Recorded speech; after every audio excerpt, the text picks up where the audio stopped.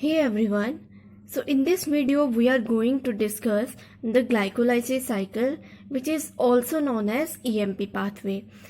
First of all, we will discuss that why it is called as glycolysis. As you know कि हमारी body में glucose का breakdown होता है.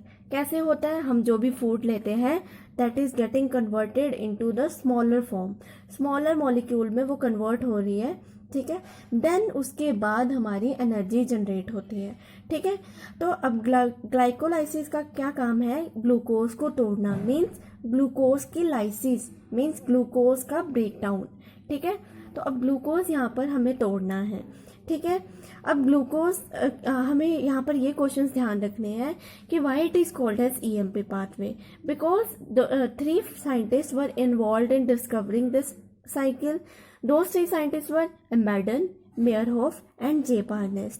So that's why it is called as EMP pathway after the name of these 3 scientists. And it is 10 step reaction. यहाँ पर हमारे 10 step होते हैं. उसके बाद मतलब ग्लूकोज 10 step में टूटता है. ठीक है, it occur in aerobic as well as anaerobic condition. क्योंकि क्वेश्चन ये भी अराइज करता है कि क्या ये प्रेजेंस ऑफ ऑक्सीजन में एग्जिस्ट करता है या फिर एब्सेंस ऑफ ऑक्सीजन में भी एग्जिस्ट करता है. तो ये anaerobic as well as aerobic दोनों कंडीशन में एग्जिस्ट करता है.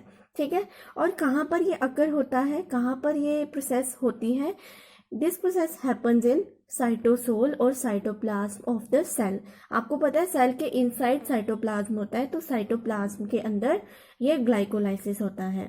ठीक है, अब उसके बाद हम हमारा पर्पस क्या है ग्लाइकोलाइसिस करने का? कि एटीपी जनरेट हो, मतलब हमारी एनर्जी ज़्यादा से ज़्यादा मिले. वो एनर्जी बॉडी में कौन सी होती है एटीपी.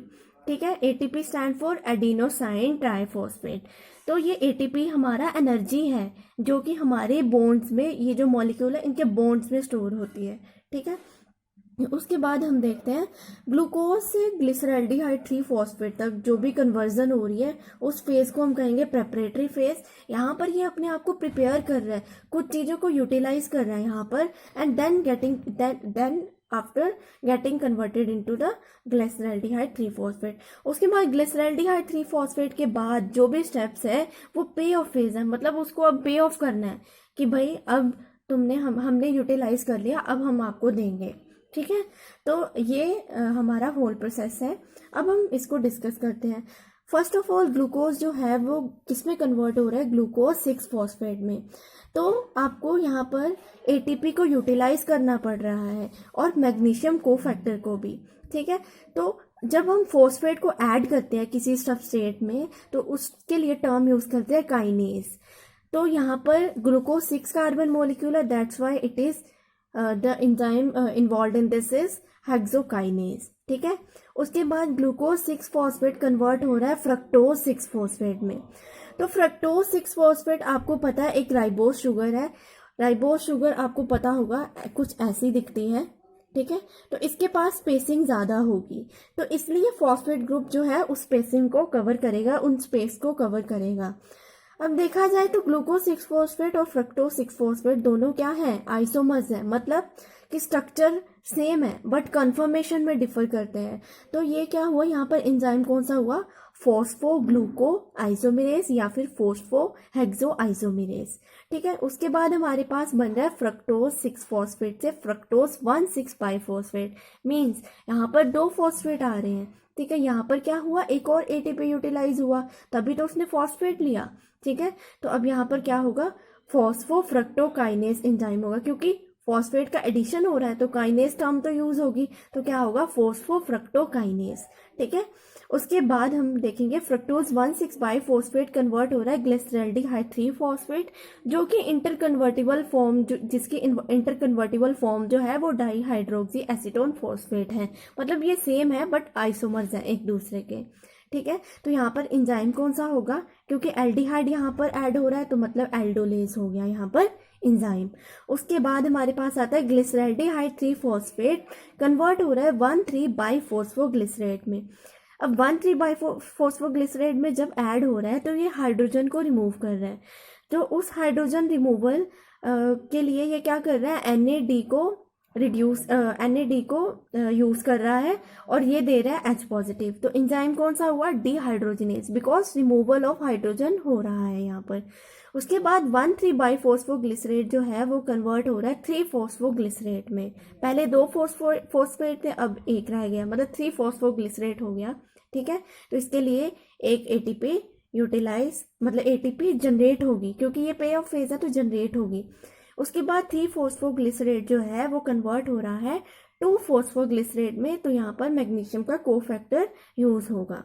उसके बाद 2-फॉस्फोग्लिसरेट जो है फॉस्फोइनोल पायरुवेट में कन्वर्ट हो रहा है, तो वाटर मॉलिक्यूल दे रहा है। फॉस्फोइनोल पायरुवेट जो है कन्वर्ट हो गए पायरुवेट दे रहा है। ठीक है, तो यहाँ पर ATP प्रोड्यूस हो रही है।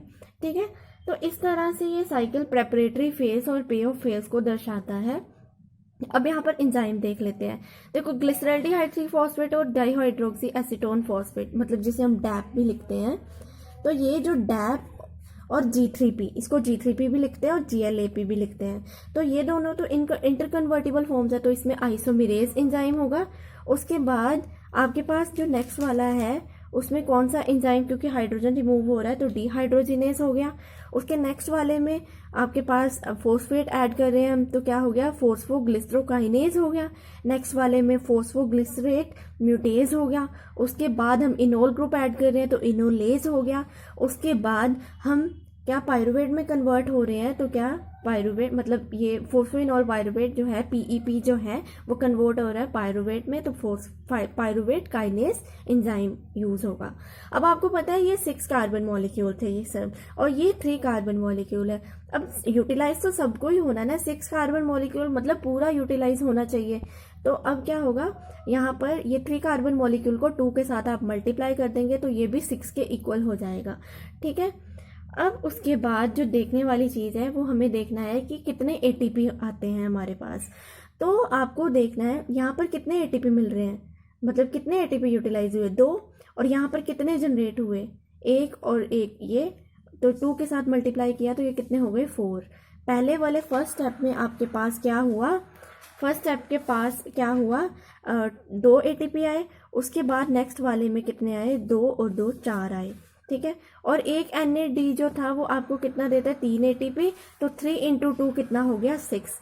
ठीक है, तो कितना हुआ, अब देखते हैं हम। ये 2 ATP थे, ये हमारे बन गए 4 और 3, मतलब हमारे पास ये 4 ATP बन गए और ये 3 इधर से बन गए।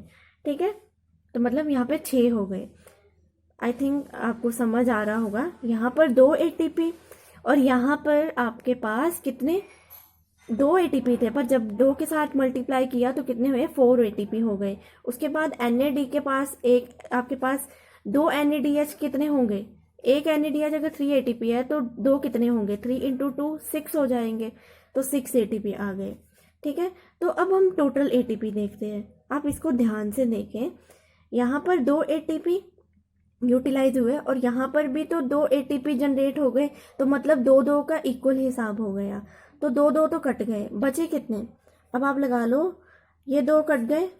ठीक है, आप इसको क्रॉस कर दो। उसके बाद यहाँ से भी 2 कट गए, क्योंकि बैलेंस करना था, यहाँ से 2 कट गए, मतलब यहाँ मैं लिख लेती हूँ 4 - 2, पहले वाले स्टेप के 2 तो कट गए।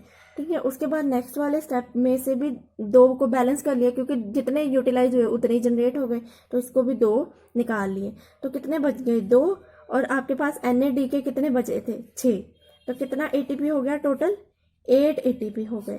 तो जितने टोटल ATP जो हमारे पास इस साइकिल में बने कितने थे, 8 ATP।